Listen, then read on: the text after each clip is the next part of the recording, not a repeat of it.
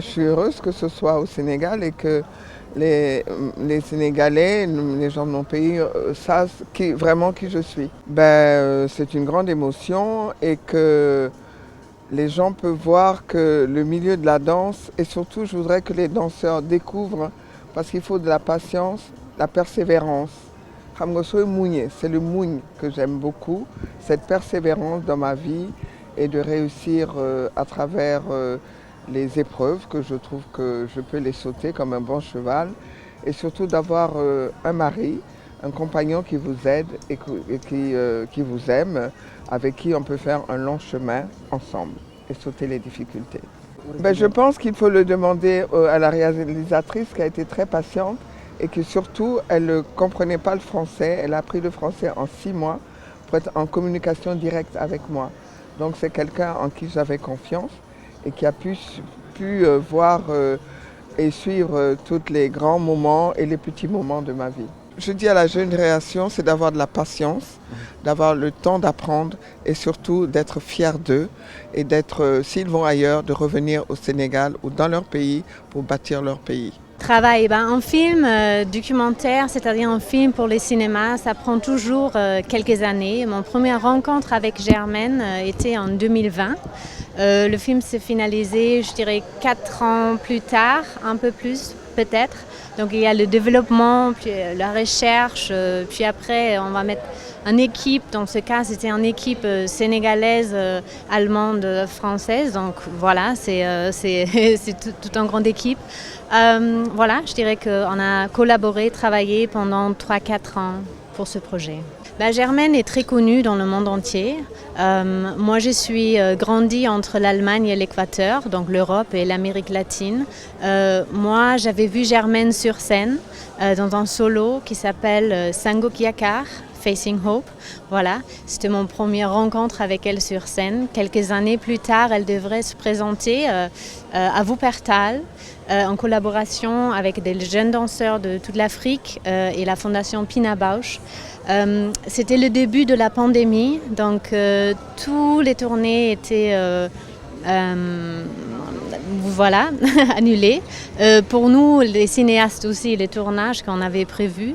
Et donc à l'époque, j'ai pris contact avec Germaine, avec l'envie de faire connaissance personnellement. J'ai aussi un background de la danse, pas en tant que danseuse professionnelle, mais je danse avec beaucoup de plaisir. Et voilà, donc on a eu une première rencontre, puis après à Paris. Tout de suite, Germaine m'a invitée à venir à l'École des Sables. Et comme ça, on a fait connaissance et on a collaboré sur une vraie base de confiance. Je pense que Germaine, comme j'avais raconté, moi je suis grandie entre 2 continents.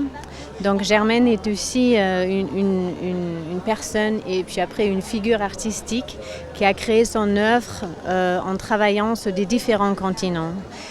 Cela dit, elle est une grande voyageuse, comme elle le dit elle-même, mais en même temps, elle est très fière de ses racines.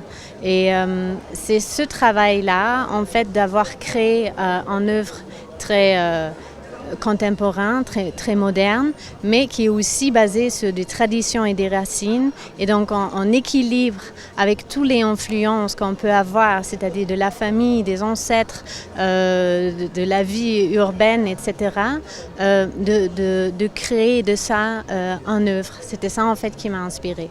Puis après, pour moi, et je pense que pour beaucoup des artistes dans tout le monde, Germaine est une vraie inspiration par rapport à sa détermination, par rapport à son courage, sa force, sa liberté aussi. Et ça inspire évidemment non seulement les danseurs et danseuses, mais aussi des artistes des autres domaines, comme moi dans le cas du cinéma. Je pense que essayer de faire un film sur la vie de quelqu'un, surtout Germaine qui a plus de 80 ans et qui a créé une œuvre pendant plus de 50 ans, c'est relativement audace parce qu'on ne va jamais arriver à pouvoir tout mettre dans le film. Donc le but, c'était en fait de créer une balance entre le passé, le présent et le futur représenté par des jeunes danseurs.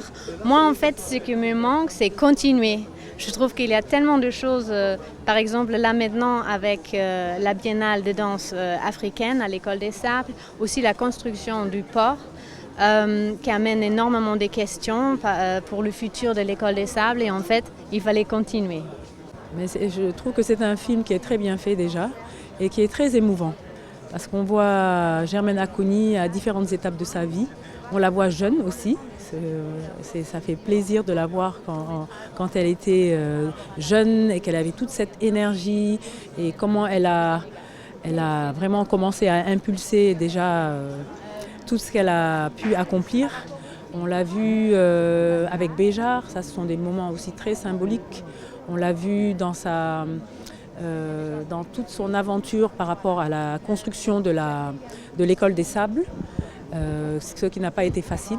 Et on a vu donc toute cette détermination, cette résilience et cet engagement pour la danse et pour les jeunes aussi, parce que ce lieu c'est vraiment un lieu de formation pour les jeunes, pour la jeunesse africaine, sénégalaise mais surtout africaine. Et c'est vraiment quelque chose de très inspirant. Et je pense que tous les jeunes qui étaient là et qui ont regardé ce documentaire-là vont partir avec beaucoup de force. Et ça c'est important pour nous. Voilà, on l'a vu aussi dans des moments aussi très intimes. Donc elle s'est rendue vulnérable et en même temps elle donne beaucoup de force. Donc ça, on remercie la réalisatrice pour son travail. Et le travail continue, hein. Je pense que vous l'avez vu avec la Biennale, on lui a rendu hommage, qui était un hommage très mérité. Et voilà, elle a passé le relais. Maintenant c'est à nous de prendre ce relais-là et d'aller plus loin encore.